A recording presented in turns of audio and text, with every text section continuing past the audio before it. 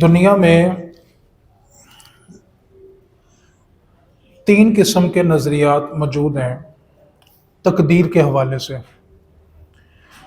پہلا گروہ وہ ہے جو اس بات کا عقیدہ رکھتا ہے کہ انسان اپنی تقدیر کے آگے، اپنے لکھے ہوئے کے آگے مجبور ہے۔ وہ جو بھی کام کرتا ہے یا جو بھی فعل وہ کرتا ہے اس میں اس کا کوئی قصور نہیں ہے، بس وہ مجبور ہے، جو لکھ دیا گیا ہے اس نے اسی کے مطابق چلنا ہے۔ ایک طبقہ یہ ہے جس کا بنیادی نظریہ یہ ہے کہ ہم مجبور ہیں، ہم کچھ نہیں کر سکتے، اللہ رب العزت نے جو ہمارے لیے لکھ دیا ہے ہم اس کے آگے مجبور ہیں۔ ایک طبقہ یہ ہے۔ دوسرا طبقہ وہ ہے جو یہ سوچ رکھتا ہے کہ سب کچھ انسان کے اپنے اختیار میں ہے، جب کام انسان نے خود کرنا ہے، نیکی خود کرنی ہے، برائی خود کرنی ہے، تو وہ یہ سوچ رکھتا ہے کہ نعوذ باللہ اس میں اللہ تعالیٰ کی ذات کا کوئی اختیار نہیں ہے۔ ایک طبقے نے یہ عقیدہ رکھا کہ ہم مجبور ہیں، جو لکھا گیا بس ہم سے وہی ہوگا۔ اور دوسری طرف وہ طبقہ ہے جو یہ سوچ رکھتا ہے کہ جب سب کچھ انسان خود کرتا ہے تو پھر انسان کے اوپر اللہ تعالیٰ کا نعوذ باللہ کوئی اختیار نہیں ہے، ساری طاقت انسان کے پاس ہے، وہ جو کرتا ہے اپنی مرضی سے کرتا ہے اور وہی ہوتا ہے جو انسان چاہتا ہے۔ اور تیسرا طبقہ وہ ہے جس میں آپ اور میں شامل ہیں کہ دنیا میں جو بھی ہوتا ہے وہ اللہ کی مرضی سے ہوتا ہے۔ اس کو بنیادی طور پہ ہم نے سمجھنا ہے۔ پہلا گروہ وہ جو یہ کہتا ہے جی انسان اپنے لکھے ہوئے کے آگے مجبور ہے، وہ کہتا ہے کہ اللہ رب العزت نے جب تقدیر لکھ دی ہے کہ یہ بندہ یہ کام کرے گا تو پھر انسان اس کے آگے مجبور ہے، کیونکہ نبی پاک صلی اللہ علیہ وسلم نے ارشاد فرمایا کہ اللہ تعالیٰ نے آدم علیہ السلام کو پیدا کرنے سے 50,000 سال پہلے، ابھی آدم علیہ السلام کی تخلیق نہیں ہوئی، اس سے بھی 50,000 سال پہلے جتنے بھی انسان دنیا میں آنے ہیں ان کی تقدیریں لکھ دی ہیں۔ کیونکہ جس وقت اللہ رب العزت نے قلم کو پیدا کیا تو قلم نے اللہ رب العزت کی بارگاہ میں عرض کی مالک و مولا میرا کام لکھنا ہے، تو مجھے پیدا کیا گیا ہے لکھنے کے لیے، تو مجھے حکم ملے کہ میں نے کیا لکھنا ہے۔ تو اللہ رب العزت نے اس وقت قلم کو حکم دیا، ابھی آدم علیہ السلام کا وجود نہیں ہے، 50,000 سال پہلے اب اللہ رب العزت نے اس وقت قلم کو یہ حکم دیا، یہ صحیح بخاری کے الفاظ ہیں کہ قلم دنیا میں جتنے بھی انسان آئیں گے ان سب کی تقدیروں کو لکھ دے۔ اب اس قلم نے دنیا میں جتنے بھی انسان آنے تھے ان سب کی تقدیروں کو لکھ دیا ہے اور قلم خشک ہو چکا ہے۔ اب یہ بنیاد بنا کے وہ طبقہ کہتا ہے کہ جب انسان کے پیدا ہونے سے 50,000 سال قبل سارے انسانوں کی تقدیریں لکھ دی گئی ہیں تو پھر انسان تو اپنے لکھے ہوئے کے آگے مجبور ہے، وہ کچھ بھی کرے وہ مجبور ہے۔ بہت سارے لوگ ایسے بھی ہیں جو حرام کا ارتکاب کرتے ہیں، جیسے سود کا کاروبار کرتے ہیں، رشوت کا لین دین کرتے ہیں، تو جب ہم ان کو سمجھانے کی کوشش کرتے ہیں کہ دیکھیں آپ اپنی نسل کے لیے حرام کمائی چھوڑ دیں، آگے وہ جواب یہ دیتے ہیں کہ میری تقدیر میں لکھا ہی حرام ہوا تو میں کیا کروں، یعنی وہ اپنے حرام فعل کی نسبت بھی اللہ کی طرف کر رہے ہیں۔ ایک طبقہ یہ ہمارے معاشرے میں موجود ہے۔ اب انہوں نے کہا کہ جب 50,000 سال پہلے تقدیر لکھی جا چکی ہے تو انسان کچھ بھی کرے وہ مجبور ہے۔ اور دوسرا طبقہ وہ ہے جو سرے سے تقدیر کا ہی انکار کر دیتا ہے، قدریہ فرقہ، وہ کہتا ہے کہ کچھ بھی نہیں ہے، نہ تقدیر کا کوئی وجود ہے، نعوذ باللہ نہ اللہ کی ذات کا کوئی وجود ہے۔ وہ کہتے ہیں کہ سب کچھ انسان کے اپنے اختیار میں ہے، وہ جو کرتا ہے اپنی مرضی سے کرتا ہے اور جو چاہتا ہے وہی کرتا ہے۔ اسی نظریے کا ایک بندہ مولا علی شیر خدا رضی اللہ تعالیٰ عنہ کے پاس آیا اور اس نے کہا علی میرا یہ عقیدہ ہے کہ سب کچھ انسان کے اختیار میں ہے اور انسان جو چاہتا ہے وہی کرتا ہے اور وہی ہوتا ہے جو انسان چاہتا ہے۔ مولا علی شیر خدا رضی اللہ تعالیٰ عنہ نے اس سے فرمایا کہ نہیں، ہوتا وہی ہے جو اللہ چاہتا ہے۔ اس نے کہا نہیں، جو انسان چاہتا ہے وہ ہوتا ہے، اور جب سب کچھ کرنا انسان نے ہے تو پھر انسان کے چاہنے سے سب کچھ ہو جاتا ہے۔ تو مولا علی شیر خدا رضی اللہ تعالی عنہ نے اس کو سمجھانے کے لیے کہا کہ تو ایسا کر کے کھڑا ہو جا۔ وہ کھڑا ہو گیا۔ مولا علی شیر خدا رضی اللہ تعالیٰ عنہ نے اس سے فرمایا کہ تو پھر سوچ لے کہ سب کچھ انسان کے اختیار میں ہے۔ کہنے لگا جو اختیار ہے وہ انسان کا اختیار ہے۔ آپ نے فرمایا کہ تو پھر ایسا کر کے اپنا ایک پاؤں زمین سے اٹھا لے۔ اس نے ایک پاؤں اٹھا لیا، ایک پاؤں پہ زمین پہ کھڑا ہو گیا۔ فرمایا پھر سوچ لے سب کچھ انسان کے اختیار میں ہے۔ کہنے لگا جو کرتا ہے انسان کرتا ہے اور سب کچھ انسان کے اختیار میں ہے۔ فرمایا چل پھر تو ایسا کر زمین سے دوسرا پاؤں بھی اٹھا لے، اور دونوں پاؤں زمین سے اٹھا کے کھڑا ہو کے دکھا۔ تو اس کو سمجھ آئی کہ انسان کے اختیار میں تو بغیر پاؤں کے کھڑا ہونا بھی نہیں ہے، وہ کائنات کا نظام کیسے چلا سکتا ہے۔ اور دوسری طرف جو طبقہ ہے جو کہتا ہے جی انسان مجبور ہے، انسان کچھ نہیں کر سکتا، اس سوچ کا ایک بندہ تھا۔ میں ایک ضمناً ایک علمی لطیفہ ہے جس پر ہنسنے کی ضرورت نہیں ہے کیونکہ مسجد کا ادب ہے، سمجھانے کے لیے عرض کرتا ہوں۔ اسی سوچ کا ایک بندہ تھا جو کہتا تھا کہ انسان اپنے لکھے ہوئے کے آگے مجبور ہے، اس کا اپنا کوئی عمل دخل نہیں ہے۔ اس سوچ کا ایک بندہ تھا، وہ کسی کے باغ میں داخل ہو گیا اور اس نے جا کر بلا اجازت باغ سے پھل توڑا اور بیٹھ کے کھانا شروع کر دیا۔ اتنی دیر میں باغ کا مالک آ گیا تو اس نے کہا پہلی بات تو یہ ہے کہ تو میرے باغ میں مجھ سے پوچھ کے نہیں آیا، چل اگر تو آ ہی گیا، دروازہ کھلا تھا، تو کم از کم تو پھل کھانے کے لیے مجھ سے اجازت تو لے۔ ایک تو وہ آیا بن بلایا مہمان ہے، اور اوپر سے تو نے پھل بھی توڑ لیا اور بیٹھ کے کھا بھی رہا ہے۔ اب اس کی سوچ کیا تھی کہ انسان اپنے لکھے ہوئے کے آگے مجبور ہے، انسان کا کوئی عمل دخل نہیں، بس وہ تقدیر جو لکھی جا چکی ہے اسی کے مطابق چل رہا ہے۔ وہ کہنے لگا کہ میرا تو کوئی قصور نہیں ہے، اللہ کا بندہ اللہ کی مرضی سے باغ میں آیا، اللہ کی مرضی سے پھل توڑا، اللہ کی مرضی سے بیٹھ کے کھا رہا ہے، اس سے پوچھ مجھے کیوں کھلا رہا ہے، یہ سب کچھ تو میری تقدیر میں لکھا ہوا ہے۔ اب وہ جو باغ کا مالک تھا بڑا سمجھدار تھا، اس نے اپنے نوکر کو بلایا، کہا کہ رسی اور ایک ڈنڈا لے کے آ۔ اس نے رسی منگوائی اور اس بندے کو درخت کے ساتھ باندھ دیا، اور جب مارے دو چار ڈنڈے تو چیخنے لگا، کہنے لگا مجھے کیوں مار رہا ہے؟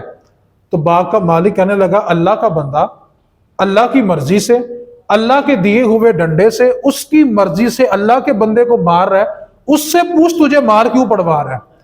تو پھر اس کو سمجھ آیا کہ بندہ مجبور ہے نہیں ہے۔ اب آپ دو جملوں میں سمجھے تقدیر کہتے کسے ہیں، اور ایک مسلمان کا تقدیر کے بارے عقیدہ کیا، کیونکہ نبی پاک صلی اللہ علیہ وسلم مسجد نبوی شریف میں داخل ہوئے تو دیکھا کہ صحابہ کسی مسئلے کے بارے بحث کر رہے ہیں، اور صحابہ کی جو بحث اور تکرار تھی اس کا شور بڑھ گیا۔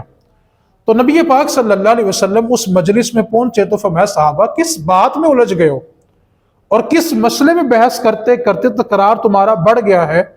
تو صحابہ نے عرض کی اللہ کے محبوب ہم تقدیر کے بارے بحث کر رہے ہیں۔ اب حدیث کے لفظ سنیں، صحابہ کہتے ہیں کہ نبی پاک صلی اللہ علیہ وسلم نے جب یہ جملہ سنا کہ ہم تقدیر کے بارے بحث کر رہے ہیں تو حضور کے چہرہ انور سے اس قدر سرخی تھی کہ جیسے انگور کے دانے نچوڑے ہوں۔ حضور اس قدر جلال میں آگے اور فرمایا صحابہ کیا میں دنیا میں اسی لیے بھیجا گیا تھا کہ میرے ہوتے ہوئے تم تقدیر کے بارے بحث کرو؟ اور آگے نبی پاک صلی اللہ علیہ وسلم نے اپنی امت کے لیے حرام کر دیا ہے اور فرمایا کہ میرے بعد اور قیامت تک کوئی میرا امتی کبھی تقدیر کے بارے بحث نہیں کرے گا اس مسئلے کے اوپر۔ کیونکہ دیکھیں ایک بات تو یاد رکھیں، تقدیر کے اوپر ایمان لانا یہ ایمان کی بنیادی چیز ہے۔ جیسے آپ ایمان کی صفت پڑھتے ہیں کیا ہے؟ آمنت باللہ و ملائکتہ و کتبہ و رسلہ والیوم الآخر والقدر خیرہ و شرہ۔ اچھی اور بری تقدیر پر ایمان لانا ضروری ہے، کیونکہ تقدیر کا انکار کرنے والا دار اسلام سے خارج ہے۔ تقدیر پر ایک مسلمان کے لیے ایمان رکھنا ضروری ہے۔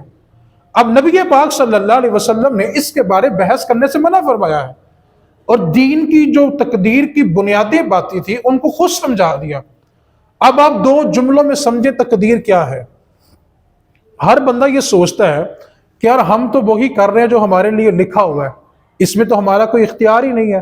اور بہت سارے بندے زنا کرنے کے بعد، شراب پینے کے بعد، سود لینے کے بعد برملا کہتے ہوئے نظر آتے ہیں دیکھیں جی اس میں تو ہمارا کوئی گناہ ہی نہیں ہے، اب ہماری تقدیر ہی رب نے ایسی بنائی ہے تو اس میں ہم کیا کر سکتے ہیں۔ یعنی وہ اپنے حرام کام کی نسبت بھی اپنے رب کی طرف کر رہے ہیں۔ اس لیے آپ دو جملوں میں سمجھ لیں تقدیر کیا ہے اور آپ کا تقدیر پر ایمان کیا ہونا چاہیے؟ 2 جملے صرف۔ اللہ رب العزت نے جتنے بھی انسان پیدا کیے ہیں، اب انسان دنیا میں آنے کے بعد دنیا میں کیا کچھ کریں گے، کیا کھائیں گے، کیا پیئیں گے، کیا کریں گے، یہ ساری چیزیں اللہ تعالیٰ کے علم میں ہمیشہ سے ہیں۔ یعنی ابھی آدم بھی نہیں بنائے گئے تھے تو اللہ کے علم میں تھا نا کہ دنیا میں جتنے انسان جائیں گے، وہ اللہ کے کیا تھا؟ علم میں تھا۔ وہ پیدا ہونے کے بعد کیا کیا کام کریں گے، اللہ کے علم میں ہے۔ تو اللہ رب العزت نے اپنے علم کے مطابق لوگوں کی تقدیر لکھ دی کہ یہ بندہ دنیا میں جائے گا تو فلاں دن فلاں وقت میں یہ کام کرے گا، جو بندے نے کرنا تھا۔ ایسا نہیں کیا کہ تقدیر لکھ کر بندے کو مجبور کر دیا ہے کہ یہ میں نے تقدیر لکھی ہے، دنیا میں جا رہا ہے، یہ رجسٹر لے کے جا اور پڑھ کے دیکھ تو نے کیا کرنا ہے تو اس کے مطابق چل۔ ایسا نہیں ہے۔ میں اس کی مثال دیتا ہوں۔ اگلے جمعے اس وقت ہم کیا کھائیں گے یا کیا پیئیں گے ہمیں پتا؟ ذرا آستہ بولے، ذرا پتا۔ لیکن اللہ تعالیٰ کو زندگی رہی تو اگلے سال اس دن اس تاریخ کو ہم کیا کھائیں گے ناشتے میں، دوپہر میں، ہمیں پتا۔ اور اللہ تعالیٰ کو 2 سال زندہ رہے تو پھر اللہ تعالیٰ کو۔ تو ہم نے جو کرنا ہے وہ اللہ تعالیٰ کو۔ تو اللہ تعالیٰ نے اپنے علم کے مطابق ہمارے وہ کام تقدیر میں لکھ دیے کہ میرے یہ بندے دنیا میں جا کے یہ کام کریں گے۔ ایسا نہیں کیا کہ لکھ کر بندے کو مجبور کیا کہ میں نے لکھ دیا اب تو یہ کام کر۔ جیسے ابھی ہم یہاں سے نکلیں، گھر جا کے پہلے پانی پیئیں یا کھانا کھائیں، ہم مجبور ہیں۔ جو ہمارا جی چاہے گا پہلے ہم پانی کو، جی چاہے گا تو پہلے کیا کریں گے؟ کھانا کھانا ہو تو پہلے کیا کھائیں گے؟ لیکن اللہ تعالیٰ کو پہلے سے ابھی اللہ کو علم ہے نا گھر جا کے ہم نے کیا کرنا ہے۔ تو اللہ تعالیٰ نے اپنے علم کے مطابق ہماری وہ تقدیر لکھ دی ہے۔ تو تقدیر کا خلاصہ یہ ہے کہ اللہ رب العزت کو علم ہے کہ بندوں نے دنیا میں آ کے کیا کچھ کرنا ہے۔ اللہ نے وہ بندوں کے کرنے والے اعمال تقدیر میں لکھ دیا۔ ایسا نہیں کیا کہ لکھ کر بندے کو رجسٹر دیا ہے کہ یہ میں نے لکھ کے تجھے مجبور کر دیا تو جا کے یہی کام کر۔ تو ایک مسلمان کا تقدیر کے بارے میں عقیدہ کیا ہے کہ بندوں نے دنیا میں آ کر جو کچھ بھی کرنا تھا وہ پہلے سے اللہ تعالیٰ کے علم میں تھا۔ اللہ نے اپنے علم کے مطابق ان بندوں کی تقدیر لکھ دی ہے۔ یہ ہے تقدیر کا خلاصہ۔ اب پھر سوال یہ پیدا ہوتا ہے کہ کیا دعا سے تقدیر بدل جاتی ہے؟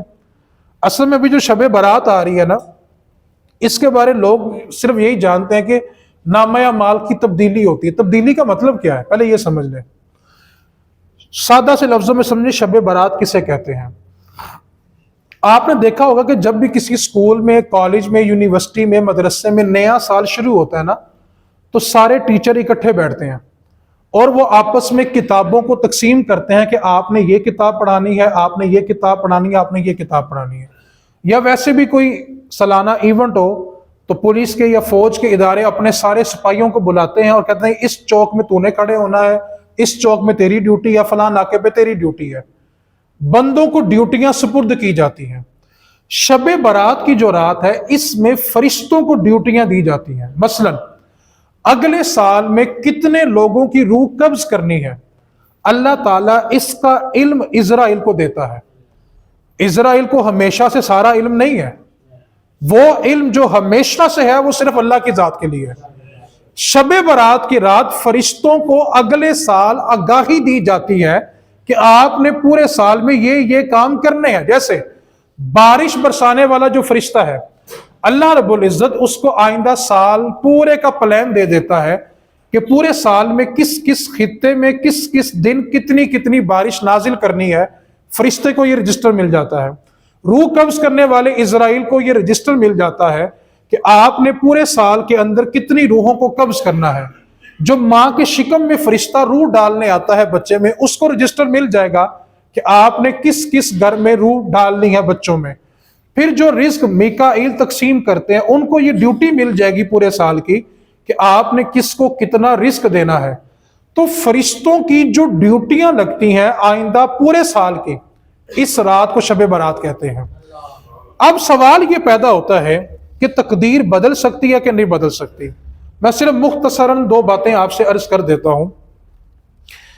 تقدیر کی بنیادی طور پر 3 قسمیں ہوتی ہیں۔ پہلی قسم وہ ہے جو کسی صورت تبدیل نہیں ہوتی، حتیٰ کہ اللہ کا نبی بھی دعا کرنے کا ارادہ کرے تو اللہ تعالیٰ دعا مانگنے سے پہلے پہلے اپنے نبی کو منع فرما دیتا ہے کہ اے نبی آپ اس کے بارے دعا نہ کریں، کیونکہ اس کے بارے اللہ تعالیٰ حتمی فیصلہ فرما چکا ہے۔ جیسے ابراہیم علیہ السلام نے دعا مانگنے کا ارادہ فرمایا لوط علیہ السلام کی قوم کے بارے، قوم لوط کے بارے، کہ اب ان پہ عذاب نہ آئے۔ یہ ابراہیم علیہ السلام کا ارادہ تھا کہ ان پر عذاب نہ آئے، تو اللہ رب العزت نے ابراہیم علیہ السلام کو دعا مانگنے سے پہلے منع فرما دیا کہ اے میرے خلیل آپ دعا نہ مانگے، کیونکہ اللہ رب العزت نے ان کے بارے فیصلہ کر لیا ہے کہ ان پہ عذاب آئے گا۔ اس کی وجہ یہ ہے کہ اللہ کا نبی اگر دعا کے لیے ہاتھ اٹھا دے تو خالی واپس نہیں آتا، اس لیے اللہ تعالیٰ دعا کرنے سے پہلے اپنے نبی کو منع فرما دیتا ہے کہ آپ دعا نہ مانگیں، کیونکہ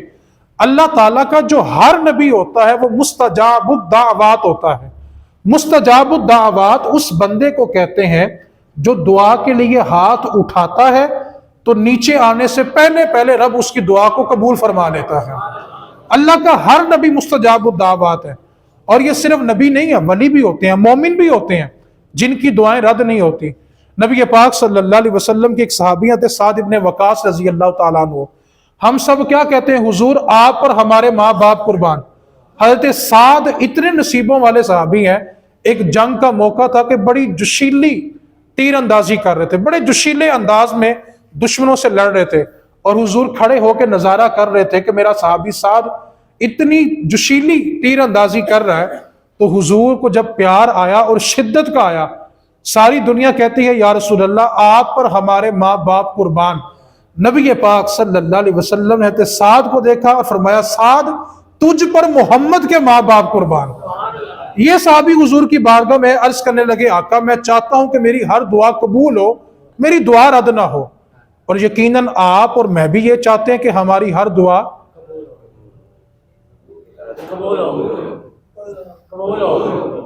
مجھے لگا شاید میں یہاں اکیلا ہی بیٹھا ہوا، ہم بھی چاہتے ہیں کہ ہماری ہر دعا اللہ کرے قبول ہو جائے۔ آپ کی آواز بھی نکل ہے، ہر دعا۔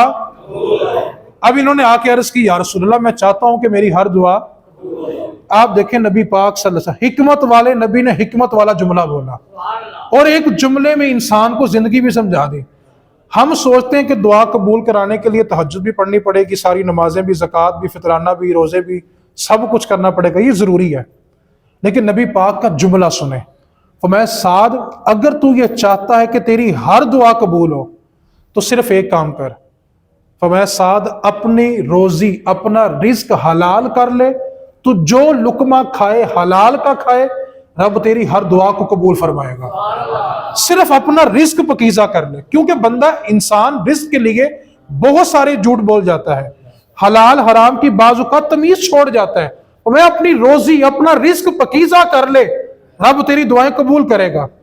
ہماری دعاؤں کی قبولیت میں جو رکاوٹ ہے بہت ساری ہوں گی، ایک بنیادی رکاوٹ ہمارے کمائی کے بارے میں ہے۔ آیا ہم دیکھیں، میں اس کی ایک مثال آپ کو دیتا ہوں۔ کس کس کا یہ عقیدہ ہے کہ ہم جو کھاتے ہیں اپنا نصیب کھاتے ہیں؟ سب کا عقیدہ ہے نا کہ جو لقمہ ہم نے اپنے منہ میں رکھا وہ کس کا نصیب تھا؟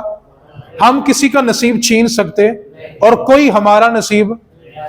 میں نے ابھی آپ کو تقدیر سمجھائی ہے، بندے نے ساری زندگی کتنا رزق کھانا ہے نا، اس کا فیصلہ ماں کے شکم میں ہو جاتا ہے۔ اب مجھے آپ بتائیں، توجہ سے ایک جملہ سن لیں، آپ کو زندگی سمجھ آ جائے گی۔ ہم نے ساری زندگی جو کھانا ہے وہ کس کا نصیب ہے جی؟ کسی کے نصیب کے ایک لقمہ بھی کھا سکتے ہیں۔ آپ نے دیکھا کہ بعض کا بندہ کھانا کھانے بیٹھا ہوتا ہے، ایک بندہ باہر سے آتا ہے، سلام کرتا ہے، اور آتے جاتے نا ایک لقمہ توڑتا ہے اور وہ کھا کے چلا جاتا ہے۔ آپ دیکھیں روٹی بنی کس کے لیے؟ بنانے والے نے کس کے لیے بنائی؟ پڑی کس کے آگے ہے؟ ساری اس نے کھائی، لیکن ایک لقمہ اس کے نصیب کا نہیں تھا۔ اس کا نام نصیب ہے کہ ساری روٹی اس نے کھائی ہے لیکن ایک لقمہ اس کے نصیب کا نہیں ہے۔ کیوں؟ کہ اللہ نے اس کے نصیب کا لکھا ہی نہیں ہے۔ تو ہم جو کھاتے ہیں کس کا نصیب ہے جی؟ اب ایک جملہ سن لیں، زندگی کا خلاصہ سمجھ آ جائے گا۔ انسان جو کھاتا ہے کس کا نصیب ہے؟ اللہ رب العزت نے بندے کا رزق کا نصیب لکھ دیا کہ ساری زندگی تجھے یہ ملے گا۔ لیکن یہ اختیار بندے کو دیا ہے کہ تو نے اپنا ہی نصیب، ہاں جی اپنا ہی نصیب حلال کر کے کھانا ہے کہ حرام کر کے کھانا ہے، یہ اختیار بندے کو ہے۔ کھا وہ اپنا نصیب رہا ہے، لیکن اختیار بندے کو دیا کہ تو نے اپنا ہی نصیب حلال کھانا ہے یا اپنے ہی نصیب کو حرام کر کے کھانا ہے، یہ اختیار اللہ نے بندے کو دیا ہے۔ کھاتا وہ اپنا نصیب ہی ہے۔ تو پہلی تقدیر کی قسم کیا ہے کہ وہ دعا اللہ کا نبی بھی کرنے کا ارادہ فرے کو تو اللہ تعالیٰ اس کو، کہ اللہ تعالیٰ نے حتمی فیصلہ فرما لیا کہ یہ تقدیر بدلنی۔ دوسری تقدیر، اللہ کے نیک بندوں کی دعا سے تقدیر بدل جاتی ہے۔ جیسے جب ساری روحیں پیدا کر لی نا، آدم علیہ السلام سے لے کے قیامت تک جتنے بھی لوگ آنے تھے سب کی روحیں پیدا ہو گئی، عالم ارواح تھا، اور میرے نبی کا فرمان ہے عالم ارواح میں جو روحیں ایک دوسرے کے قریب رہی ہیں نا، دنیا میں آ کے بھی پیار انہی سے ہوتا ہے۔ یہ رشتہ صرف دنیا میں نہیں بنتا، عالم ارواح میں پہلے بن چکا ہوتا ہے۔ اب عالم جب ارواح تھا، آدم علیہ السلام کی تخلیق نہیں تھی، ساری روحیں بن چکی تھی، تو ایک روح بڑی چمک رہی تھی، تو آدم علیہ السلام نے جبریل سے پوچھا، جبریل یہ جو روح اتنی چمک رہی ہے یہ کون ہے؟ عرض کی آپ کی اولاد میں سے ایک اللہ کے نبی داؤد علیہ السلام ہوں گے، یہ ان کی روح ہے۔ آدم علیہ السلام کو پیار آیا تو فرمایا، آدم نے کہا جبریل سے، جبریل اللہ سے پوچھو اگر میں تحفے میں اپنی عمر میں سے کچھ ان کو دینا چاہوں تو دے سکتا ہوں؟ اللہ تعالیٰ نے اجازت دی کہ آدم آپ چاہیں تو دے سکتے ہیں۔ اللہ کے حکم سے آدم علیہ السلام نے اپنی زندگی کے 40 برس داؤد علیہ السلام کو تحفے میں دے دیے عالم ارواح میں۔ اب جب آدم علیہ السلام کی زندگی تھی 1000 سال، 960 سال ہوئے تو اسرائیل روح لینے آ گئے۔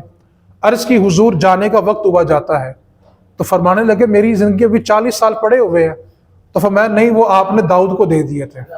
تو تقدیر کی دوسری قسم کیا ہے؟ جو اللہ کے نیک بندوں کی دعا سے، تقدیر میں لکھا ہی ہوتا ہے کہ میرا بندہ دعا کرے گا تو میں ایسے کر دوں گا۔ جیسے نبی پاک صلی اللہ علیہ وسلم کی بارگاہ میں ایک صحابی عرض کی، آقا اگر ہم نے بیماری سے صحت یابی حاصل کرنی ہے تو پھر دوائی کیوں کھاتے ہیں؟ اگر تقدیر میں صحت یاب ہونا لکھا ہی ہوا ہے تو پھر دوائی کھانے کی ضرورت ہی نہیں ہے۔ تو نبی پاک مسکرا پڑے اور فرمایا دوائی کھانا بھی تو تقدیر ہی ہے نا، تیری تقدیر میں یہ بھی تو لکھا کہ دوائی کھائے گا تو صحت دوں گا۔ جیسے وہ نبی پاک صلی اللہ علیہ وسلم کی بارگاہ میں، اور یہی روایت مولا علی کے بارے آتی ہے، مولا علی سے کسی نے آگے پوچھا، حضور جب ہر چیز تقدیر کی لکھی مل جانی ہے تو پھر دعا مانگنے کی ضرورت ہی کیا ہے؟ جب تقدیر کا لکھا، نصیب کا لکھا مل ہی جانا ہے تو پھر دعا کیوں مانگتے ہیں؟ تو مولا علی مسکرا پڑے، فرمایا ہو سکتا ہے کہ تیرے رب نے تیری تقدیر میں یہی لکھا ہو کہ جب تک دعا مانگے گا تبھی تک دوں گا، جب تو مانگنا چھوڑ دے گا میں دینا بھی چھوڑ دوں گا۔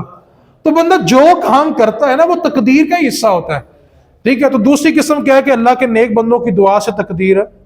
تیسری قسم، بندے کے اپنے نیک عمل سے تقدیر بدلتی ہے۔ جیسے نبی پاک صلی اللہ علیہ وسلم نے میں کہ تم صدقہ دو آنے والی مصیبت ٹل جائے گی۔ اب یہ بندے کا اپنا نیک عمل ہے، اور اس پر جو مصیبت آنے والی تھی اللہ اس کو، یعنی وہ تقدیر ہی ایسے لکھی ہوتی ہے کہ بندہ میرا صدقہ دے گا تو جو مصیبت میں نے بھیجنی تھی میں ٹال دوں گا، تو یہ بھی تقدیر کا حصہ ہے۔ تو بندے کو تقدیر لکھ کر مجبور ہے، بلکہ جو انسان نے کرنا تھا وہ اللہ تعالیٰ کے علم میں تھا، تو اللہ تعالیٰ نے اپنے علم کے مطابق بندوں کی تقدیر لکھ دیا، لکھ کر بندوں کو مجبور ہے۔ تو تقدیر کے بارے مسلمان کا بنیادی عقیدہ یہ ہے کہ ہم اچھا کام کریں یا برا کام کریں وہ ہمارے اپنے اختیار میں، اللہ نے ہمیں اختیار دیا ہے کہ تم نے اچھائی کی طرف جانا ہے کہ برائی کی طرف جانا ہے۔ حرام کام کر کے جو بندہ یہ کہے جی میری تقدیر ایسے لکھی ہوئی تھی، تو برے کام کی نسبت اللہ تعالیٰ کی طرف کرنا یہ کفر کے درجوں میں سے ہے۔ اس لیے جو انسان عمل کرتا ہے اس کو کوئی مجبور کرتا، لیکن بندے نے جو کرنا تھا وہ اللہ تعالیٰ کے علم میں تھا، تو اللہ نے اپنے علم کے مطابق بندے کی تقدیر لکھ دی ہوئی۔ اور شب برات کا مطلب کیا ہے؟ آنے والے سال کے متعلق جو فرشتوں کو آگاہی دی جاتی ہے اس رات کا نام شب برات ہے۔ اللہ کریم ہم سب کو توبہ کر کے اس رات کو گزارنے کی توفیق عطا فرمائے۔ وما علینا الا البلاغ المبین۔